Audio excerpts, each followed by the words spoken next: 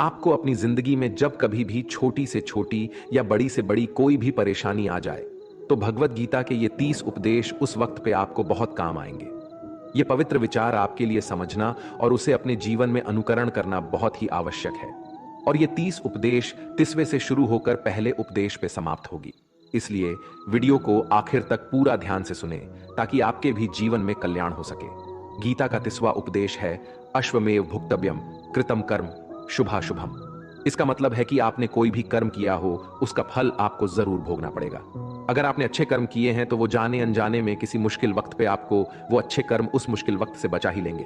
अगर आपने गलत कर्म किए हैं, पाप किया है, तो उसकी सजा भी आपको जरूर मिलेगी। तो इंसान कितना ही छुप कर कर्म करे, चाहे वो कितना ही चालाकी से कर्म करे, लेकिन कहते हैं ना, उस परमात्मा के ईश्वर के चारों तरफ कैमरे लगे हुए हैं। हमारे एक एक कर्म पर वो प्रकृति, वो परमात्मा अपनी दृष्टि बनाए रखते हैं। हमारे एक एक कदम का हिसाब होता है। इसे हम एक कहानी से समझाते हैं। एक गांव में दो मित्र रहते थे। उन दोनों ने विचार किया, इस गांव में हम धन नहीं कमा पा रहे हैं। वो दोनों धन कमाने के लिए शहर चले गए। कुछ वर्ष वहां रहकर उन्होंने काफी धन कमाया।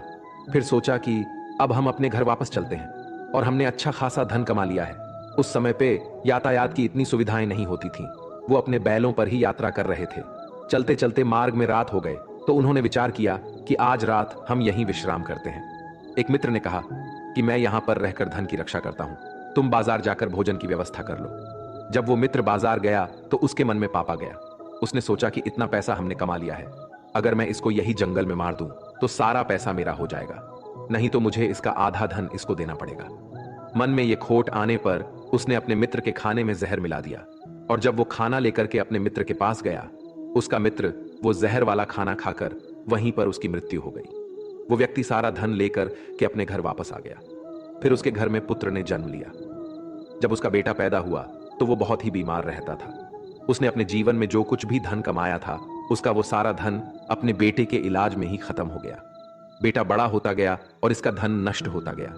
जब उसका बेटा थोड़ा और बड़ा हो गया तो उसके पिता ने पूछा कि बेटा, तू इतना बीमार क्यों रहता है, तू ठीक क्यों नहीं होता? मैंने अपनी जिंदगी का सब कुछ तुझ पर लगा दिया है, फिर भी तेरी तबीयत ठीक नहीं रहती। तो उसके बेटे ने बोला, कौन सा बेटा और कौन सा पिता, मैं तो तेरा वही मित्र हूं जिसको तूने जंगल में जहर देकर मार दिया था।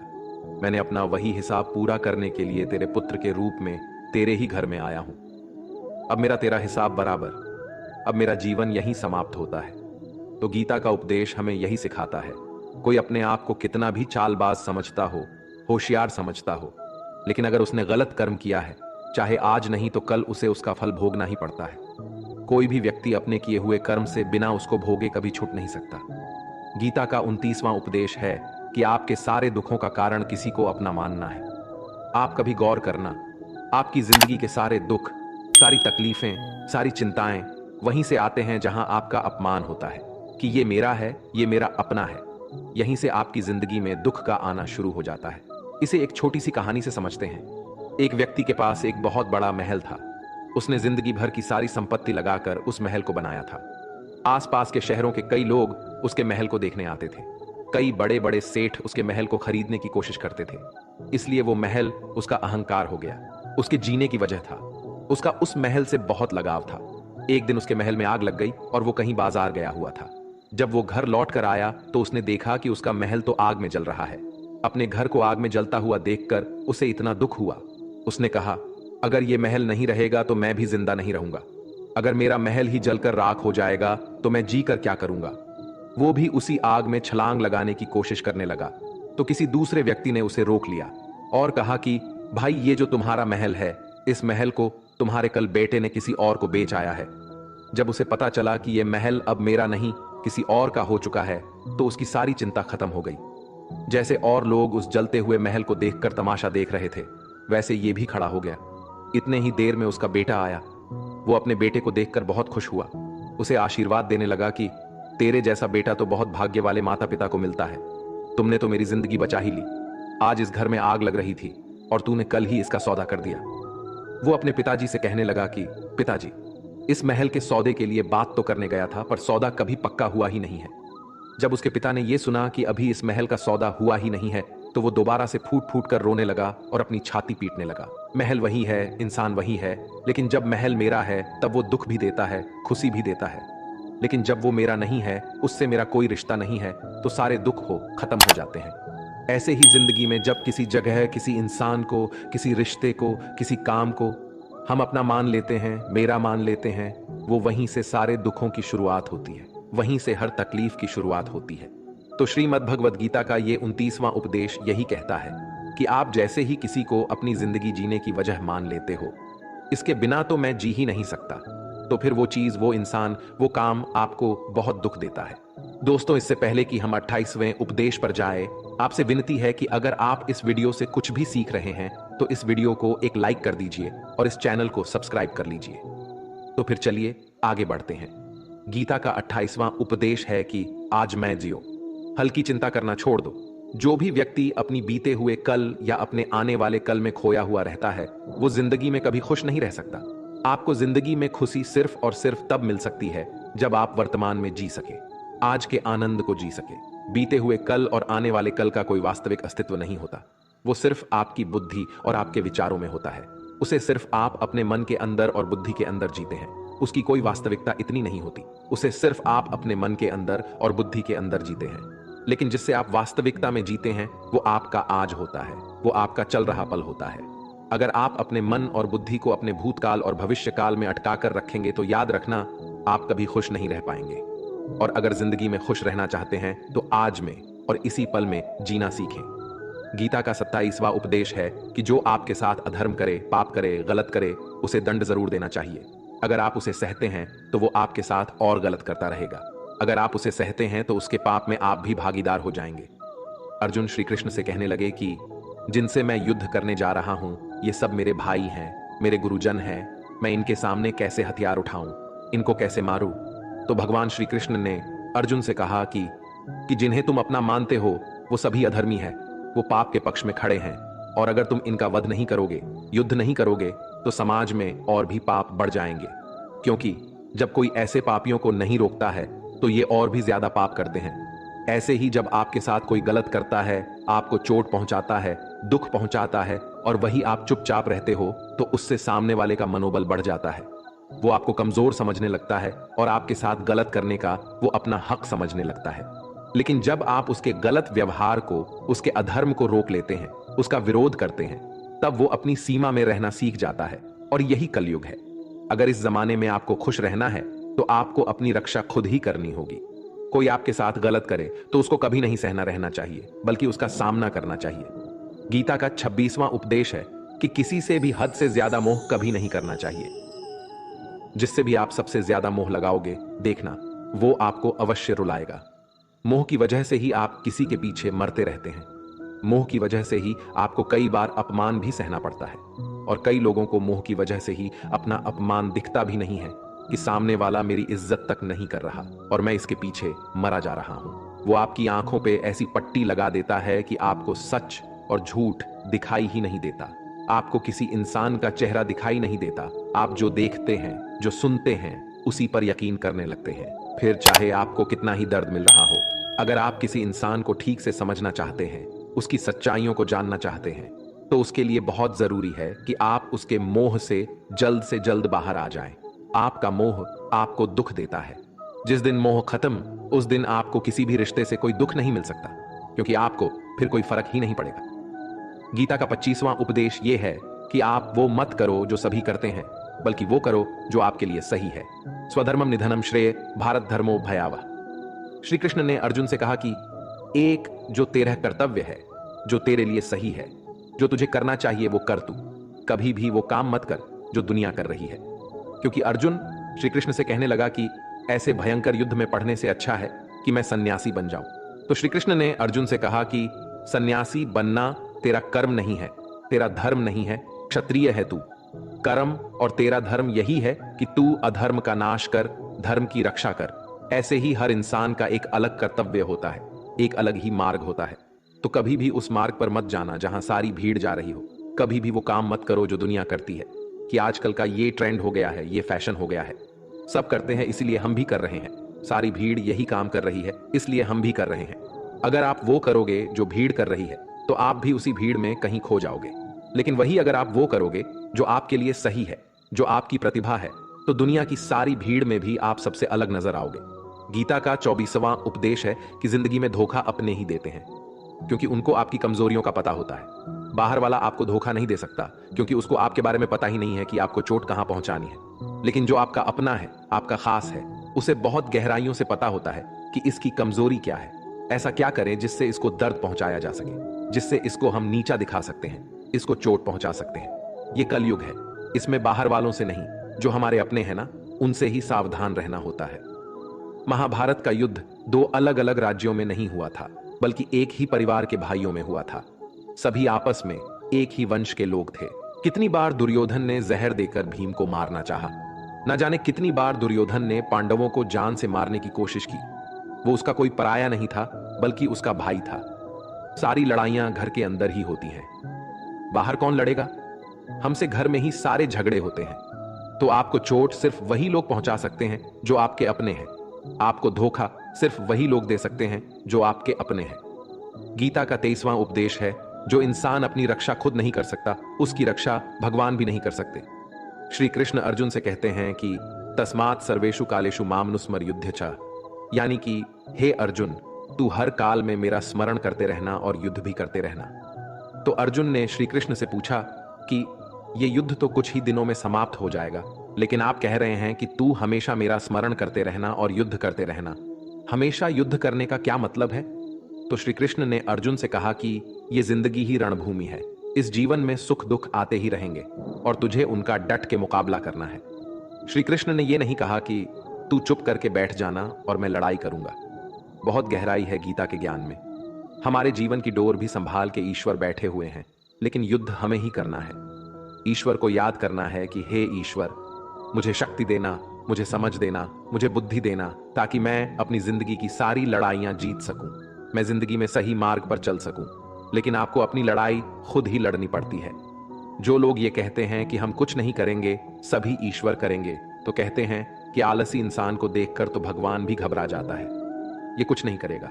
भगवान ने बुद्धि दी है, समझ दी है। ईश्वर आपको प्रेरणा देते हैं, शक्ति देते हैं, लेकिन आपको अपनी रक्षा स्वयं ही करनी पड़ेगी। गीता का 22वां उपदेश है कि कोई भी ऐसी गंदी आदत खुद को मत लगने देना जो आपकी जिंदगी को बर्बाद कर दे। कहीं ना कहीं महाभारत का यह युद्ध एक जुआ की आदत की वजह से ही शुरू हुआ था। सारा खेल वहीं से शुरू हुआ था। एक ऐसी जुआ की लत जहां युधिष्ठिर ने अपने भाइयों को दांव पर लगा दिया, अपनी पत्नी को दांव पर लगा दिया, ऐसा जितने का नशा की अपना सब कुछ गंवा दिया। ऐसे ही हम भी अपनी जिंदगी में जब कोई ऐसी गंदी आदत लगा देते हैं, चाहे वो कोई भी हो, चाहे वो नशे की हो, मोबाइल की हो, किसी इंसान की हो, कोई गलत काम करने की हो, कोई भी गलत आदत जो आपको बर्बाद कर सकती है, अगर आप उसको नहीं छोड़ेंगे तो आपका सब कुछ खत्म हो जाएगा। इससे पहले कि आपकी आदत आपको खत्म कर दे, आप अपनी गलत आदतों को खत्म कर दीजिए। गीता का 21वां उपदेश यह है कि आलसी इंसान कभी कुछ हासिल नहीं कर सकता। अधिकतर लोग सिर्फ योजनाएं ही बनाते रहते हैं कि मुझे बड़ा घर चाहिए, मुझे बड़ी गाड़ी चाहिए, मैं दुनिया घूमना चाहता हूं, मुझे ये चाहिए वो चाहिए। ये हर कोई सोच लेता है, लेकिन उस पर मेहनत करना, अपना कर्म करना, वो नहीं करते। क्योंकि चाहना तो बहुत आसान है, लेकिन उसके लिए कर्म करते रहना वो बहुत मुश्किल है। हर कोई चाहता है कि मेरा शरीर फिट हो, लेकिन उसके लिए एक्सरसाइज करना वो आपको ही करना होगा। जो इंसान आलसी बन के बैठा रहता है, तो उसे ना ही अच्छा शरीर मिलता है और ना ही अच्छा जीवन मिलता है। तो अगर जिंदगी में कुछ पाना चाहते हो, तो आलस्य को अपनी जिंदगी से दूर कर देना। आलस्य के चलते ही आपको कुछ मिलने वाला तो नहीं, लेकिन जो आपके पास है ना, वो भी गवा दोगे। गीता का 20वां उपदेश यह है कि जिंदगी में अगर खुशी चाहते हो तो मन की गुलामी को त्याग कर दो। कई लोग कहते हैं कि हम करना तो बहुत कुछ चाहते हैं, लेकिन कुछ कर ही नहीं पाते। पता भी सब कुछ है कि क्या करने से हमारी जिंदगी बेहतर हो सकती है, क्या चीज है जो हमको नुकसान पहुंचा रही है, लेकिन फिर भी कुछ कर नहीं पाते। समझते सब कुछ है, लेकिन समझकर भी, चाहकर भी कुछ कर ही नहीं पाते। वो इसलिए होता है क्योंकि आप अपने मन के गुलाम बन चुके हो। लोग तो अपनी जीभ का भी स्वाद तक नहीं छोड़ पाते। फिर कहते हैं कि हम पतले नहीं हो पाते, फिट नहीं हो पाते, सक्सेस नहीं मिल रही है, क्योंकि जो आपको करना चाहिए आप वो करते ही नहीं हैं। आपका मन सब कुछ समझकर भी आपको वो करने ही नहीं देता। इसलिए जिंदगी में अगर आगे बढ़ना है तो अपने मन के अनुसार चलना छोड़ दो। जो आपके ये सही है वो ही आपको करना चाहिए। गीता का 19वां उपदेश यह है कि जो आपका है वो आपको मिल के ही रहेगा, और जो नहीं मिला है उसके लिए रोना छोड़ दो। आप जिसके लिए जितना रोगे वो चीज आपसे उतना ही दूर चली जाएगी, और जो चीज आपकी सच में है वो कहीं ना कहीं से आपके पास जरूर पहुंच जाएगी। इसलिए जो आपको जिंदगी में हासिल नहीं हो रहा है, हासिल नहीं हुआ है, उसका पछतावा करना, उसके लिए रोना आपको बिल्कुल बंद कर देना चाहिए। गीता का 18 उपदेश ये है, आप संसार में जितना प्रेम लगाओगे उतना ही जीवन में दुख और पीड़ा का अनुभव करोगे। गीता का 17वां उपदेश ये है कि जिस इंसान को बात बात पर क्रोध आता है, सुख और शांति उसके जीवन में कभी नहीं आ सकते, क्योंकि जो इंसान बहुत ज्यादा क्रोधी होता है उसके सारे मित्र उसे छोड़कर चले जाते हैं। वो अपने मन में भी दर्द में ही जीता रहता है, तकलीफों में जीता है। ज्यादा गुस्सा करके या ज्यादा क्रोध करके जो भी आपके पास है ना, वो आप उसे खो दोगे, और ऐसे इंसान को शांति कभी नहीं मिलने वाली है। इसलिए अपनी जिंदगी में शांति अगर चाहते हो तो बात बात पर गुस्सा करना छोड़ देना चाहिए। गीता का 16वां उपदेश है कि चाहे आप किसी की मदद करें या ना करें, लेकिन जानबूझकर कभी किसी का दिल नहीं दुखाना चाहिए, क्योंकि जब आपकी वजह से किसी का दिल दुखता है ना, तो याद रखना आपको भी वही दर्द एक दिन जरूर मिलेगा। लेकिन जब आप किसी का दिल दुखाते हैं तो आपको भले पता ना चलता हो, लेकिन जब कोई भी आपका दिल दुखाता है तब आपको समझ में आ जाता है कि दिल पर चोट लगने की वजह से कितना दर्द होता है। इसलिए चाहे आप किसी की मदद करो या ना करो, लेकिन किसी का दिल कभी भी नहीं दिखाना चाहिए। गीता का 15वां उपदेश यह है कि जो मुश्किल वक्त में, जो दुख के समय में आपका साथ दे, सिर्फ वही आपका अपना है। बाकी सब अपनेपन का नाटक करने वाले बहुत लोग होते हैं, बड़ी बड़ी बातें करने वाले बहुत लोग होते हैं कि हम आपसे बहुत प्रेम करते हैं, कोई भी दुख हो, कोई भी तकलीफ हो, हमें याद कर लेना। लोग दुख उठाने की बात करते हैं, लोग आने जाने की बात करते हैं, हाथ मिलाना तो ठीक से नहीं जानते और दिल मिलाने की बात करते हैं। जब सच में आपकी जिंदगी में तकलीफ आएगी ना, तब आपको समझ में आ जाएगा कि आपका साथ देने के लिए कौन खड़ा है और कौन भाग गया, क्योंकि उस समय पे सारे लोग भाग जाते हैं, क्योंकि लोगों को पता होता है कि ये व्यक्ति हमारे पास आया तो हमसे मदद ही मांगेगा और वो हमें कुछ दे नहीं पाएगा। लोग आपसे सिर्फ तभी रिश्ता रखते हैं जब आप उन्हें कुछ दे सकते हैं और आपसे उन्हें कुछ फायदा हो सकता है। लेकिन जब लोगों को ये पता चल जाता है, ये समझ में आ जाता है कि उनको आपसे कोई फायदा नहीं होने वाला, बल्कि उनको तो आपकी मदद करनी पड़ेगी, तो वो आपको दूर से ही देखकर भाग जाते हैं। इसलिए जो आपके मुश्किल वक्त में आपके साथ खड़ा हो, सिर्फ वही आपका अपना होता है। बाकी इस दुनिया में सब पराये होते हैं, क्योंकि सिर्फ अपना अपना कह देने से कोई अपना नहीं हो जाता। गीता का 14वां उपदेश है कि जो भी होता है अच्छे के लिए होता है, और जो हो रहा है वो भी अच्छे के लिए ही हो रहा है, और जो आने वाले भविष्य में होगा वो भी अच्छे के लिए ही होगा। वैसे ये बहुत गहरी बात है। कुछ चीजें जिंदगी में ऐसी होती है जो हमें लगता है कि मेरे साथ ही ऐसा क्यों हुआ, मेरे साथ ही होना था ये सब, लेकिन जब वो वक्त गुजर जाता है, एक दिन हमको समझ आ जाता है कि अगर हमारे साथ ये सब नहीं होता तो आज हम इस मुकाम पर नहीं होते। अगर मेरे साथ ये सब नहीं होता तो शायद हमारी जिंदगी और भी बर्बाद हो सकती थी। इसलिए अगर हमें ये समझ में आ जाए कि जिंदगी में जो कुछ भी हो रहा है वो सब अच्छे के लिए ही हो रहा है, तो जीवन में हमेशा खुश रहेंगे। गीता का 13वां उपदेश है कि हर काम को समझदारी से करना ही योग होता है। योगः कर्मसु कौशलम। कई लोग काम तो करते हैं लेकिन उन्हें हासिल कुछ नहीं होता। बहुत लोग कहते हैं कि हम तो मेहनत बहुत करते हैं, तब भी जिंदगी में सफलता हासिल नहीं हो रही है। लेकिन सच्चाई यह है कि बहुत कुछ करने से, बहुत मेहनत करने से आपको सफलता नहीं मिलेगी, लेकिन सही तरीके से, सही समझ के साथ काम करने से आपको जिंदगी में सफलता अवश्य मिलेगी। गीता का 12वां उपदेश है कि कभी भी किसी भी चीज की अति नहीं करनी चाहिए। कोई भी चीज हद से ज्यादा नहीं करना चाहिए। किसी से प्रेम भी हद से ज्यादा मत करना, किसी से नफरत भी हद से ज्यादा नहीं करना। हद से ज्यादा मीठा भी खराब हो जाता है, हद से ज्यादा कड़वा भी खराब हो जाता है, हद से ज्यादा आराम भी आपको बीमार कर सकता है, हद से ज्यादा खाना भी आपको बीमार कर देगा, हद से ज्यादा भूखा रहना भी आपको नुकसान ही पहुंचाएगा, और हद से ज्यादा जागना भी आपको बहुत ज्यादा नुकसान पहुंचाएगा। इसलिए जीवन को संतुलन के साथ जीना चाहिए। जैसे ही आप संतुलन को खो देते हैं, वैसे ही आपके जीवन में कोई ना कोई छोटी या बड़ी दुर्घटना हो जाती है। गीता का 11वां उपदेश है कि जिसे आप सबसे ज्यादा महत्व दोगे वो आपको कभी महत्व नहीं देंगे। आपने कभी गौर किया है कि आपका अपमान कौन लोग करते हैं कि आप जिसे सबसे ज्यादा, हद से ज्यादा महत्व देते हैं। दूसरों की इज्जत करना अच्छी बात है, पर दूसरों की अगर बहुत ज्यादा इज्जत करेंगे, उनकी नजर में आपकी इज्जत खत्म हो जाती है। इसलिए किसी को भी कभी भी अपना सब कुछ नहीं बनाना चाहिए कि तुम ही मेरे सब कुछ हो। जैसे ही आप किसी को अपना सब कुछ बना लेते हैं तो आप उसके लिए कुछ भी नहीं रह जाते। इसलिए लोगों को इज्जत उतना ही देना चाहिए जितना वो हजम कर सके। हद से ज्यादा इज्जत देना आपकी ही बेइज्जती करवा सकता है। गीता का 10वां उपदेश है जिसके साथ सत्य और ईश्वर की शक्ति है। चाहे सारी दुनिया उसके खिलाफ ही क्यों ना हो जाए, लेकिन अंत में जीत उसी की होती है। श्रीमद् भगवद गीता में कुल 700 श्लोक है और 18 अध्याय है। गीता का आखिरी श्लोक है, यत्र योगेश्वरः कृष्णो यत्र पार्थो धनुर्धरः तत्र श्रीरः विजय और भूति विधवाणी फिर मतिर्ममः। धृतराष्ट्र बार बार संजय से पूछता था कि बताओ युद्ध में कौन जीत रहा है, कौन हार रहा है, क्योंकि उसे विश्वास था कि भीष्म पितामह मेरे पक्ष में है, गुरु द्रोणाचार्य मेरे पक्ष में है और यहां तक कि कर्ण भी मेरे पक्ष में है, तो भला हमें कौन हरा सकता है। लेकिन संजय ने धृतराष्ट्र को कहा कि जहां ईश्वर है वहीं पर सकते हैं और हमेशा वहीं जीत होती है। चाहे आपके पास कितनी भी शक्ति क्यों ना हो, लेकिन सत्य और ईश्वर जिसके लिए खड़े हो जाए उसे दुनिया में कोई भी नहीं हरा सकता। गीता का 9वां उपदेश है कि किसी पर भी आंखें बंद करके भरोसा नहीं करना चाहिए। जैसे महाभारत की कथा में दुर्योधन ने कितनी बार षड्यंत्र करके पांडवों को मारने की कोशिश की, आग में जलाने की कोशिश की, पर वो धर्म पर चलने वाले लोग बार बार उसकी बातों में आ गए। ये बात और है कि ईश्वर उनकी रक्षा कर रहे थे, पर जिसे वो अपना भाई समझ रहे थे, जिससे वो अपना सगा समझ रहे थे, जिस पे वो भरोसा कर रहे थे, वही उनकी मृत्यु करवाना चाहता था। इसलिए भरोसा करते समय अपनी आंखें जरूर खुली रखनी चाहिए। गीता का 8वां उपदेश है कि जीवन में वैसे तो लड़ाई झगड़े से बचना चाहिए, लेकिन जब बात आपके चरित्र, सम्मान और अधिकार की हो तो लड़ना भी चाहिए।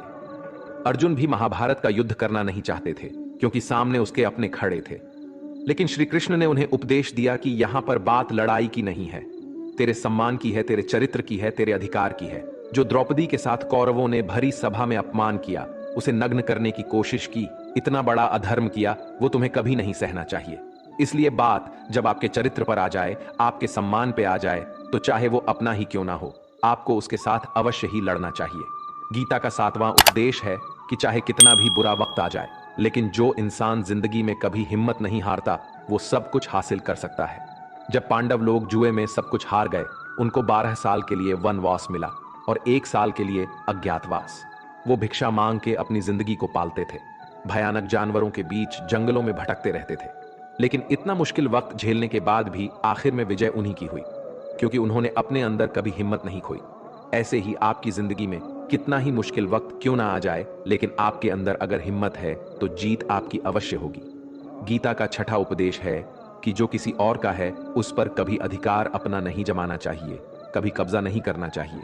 जब शकुनी ने षड्यंत्र करके पांडवों को हस्तिनापुर से अलग करवा दिया, एक राज्य दे दिया जहां की भूमि भी बंजर थी, जहां और कुछ नहीं हो सकता था, लेकिन पांडवों ने उस शहर को इतना सुंदर बना दिया, इतना वैभवशाली बना दिया कि हस्तिनापुर भी उसके आगे फीका लगने लगा।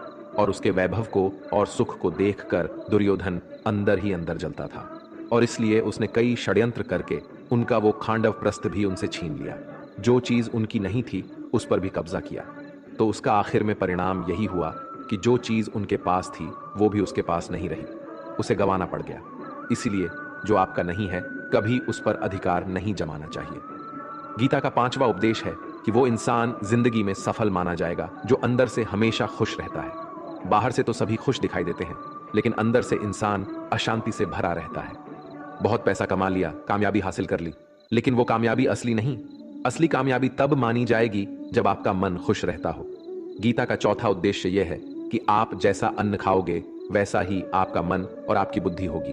अब वैसा ही कर्म करोगे और वैसा ही आचरण करोगे। सात्विक अन्न खाओगे तो आपका मन भी सात्विक होगा, सात्विक व्यवहार भी करोगे, सोच भी आपकी अच्छी होगी। श्री कृष्ण ने भागवत गीता में सात्विक, राजसी और तामसी इन तीनों आहारों का विस्तार से वर्णन किया है कि क्या खाना चाहिए, क्या नहीं खाना चाहिए। पर इसका निचोड़ यही है कि जो मनुष्य सात्विकता से भोजन करता है उसे जीवन में सुख और शांति अवश्य मिलते हैं। गीता का 3रा उपदेश है कि बुरा इंसान कभी अपनी बुराई नहीं छोड़ेगा। चाहे आप उसके साथ कितना भी अच्छा चलो, वो आपको तकलीफें अवश्य ही देगा। इसलिए जो जैसा है आप उसके साथ वैसा ही व्यवहार करें। बुरे इंसान के साथ आप कितना भी अच्छा बन जाओ, वो कभी अच्छा नहीं बनने वाला।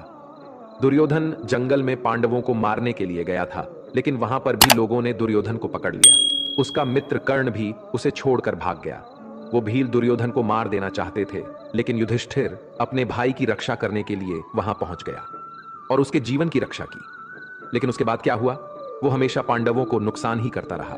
इसलिए अगर कोई इंसान बुरा है, उसके साथ आप ज्यादा अच्छा बनने की कोशिश ना करो। जो जैसा है उसके साथ वैसा ही व्यवहार करो। गीता का दूसरा उपदेश है कि मृत्यु से डरना व्यर्थ है। हर व्यक्ति के मन में मृत्यु का भय होता है। इस संसार का जब से निर्माण हुआ है, तब से जन्म मृत्यु का चक्र चला आ रहा है। यह प्रकृति का नियम है। इस सत्य को स्वीकार करके भय मुक्त होकर आज में जीना चाहिए। किसी को भी आने वाले पल के बारे में कुछ नहीं पता होता, लेकिन इस संशय में भयभीत रहने से जीवन नहीं दिया जा सकता। गीता का पहला उपदेश है कि जो इंसान अपने कर्मों को समय पर खत्म नहीं करता, समय की कद्र नहीं करता, उसकी जिंदगी का सारा समय व्यर्थ ही समाप्त हो जाता है, क्योंकि समय ही आपका जीवन है। अगर आप अपने समय को व्यर्थ में नष्ट करते रहेंगे और उसे गवाह देंगे, तो आपको जीवन में कुछ भी हासिल नहीं होगा। अगर कुछ जिंदगी में पाना चाहते हैं तो समय की कदर अवश्य करना सीखो। जो भी व्यक्ति गीता के इन 30 उपदेशों को रोज सुनेगा, समझेगा, तो जिंदगी की कितनी भी मुश्किल से मुश्किल घड़ी क्यों ना आ जाए, उसे ऐसे मुश्किल वक्त में भी रास्ता अवश्य मिलेगा। दोस्तों, अगर आपने इस वीडियो से कुछ भी सीखा हो तो इस वीडियो को एक लाइक कर दीजिए और कमेंट में जय श्री राधे कृष्णा अवश्य लिखिए। और इस चैनल पर नए हैं तो चैनल को सब्सक्राइब करके नोटिफिकेशन बेल आइकॉन को ऑल पर सेलेक्ट